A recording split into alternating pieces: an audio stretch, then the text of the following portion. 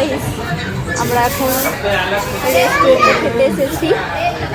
তো এখন বসে আছি, আমাদের খাবার দিয়ে গেছে কিন্তু ভীষণই গরম। এখানে সমস্ত খাবার সাউথের খাবার। এই যে আমাদের খাবার দিয়ে গেছে, ইডলি, খা বাবু খেয়ে নে, ভালো খাবার। এখানে এই ধরনেরই খাবার পাওয়া যায়। আর রেস্টুরেন্টটা তোমাদের দেখিয়ে দিই একটু।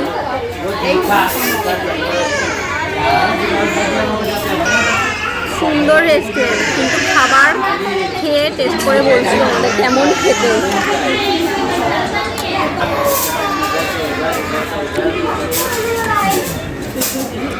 মোটামুটি টক টক,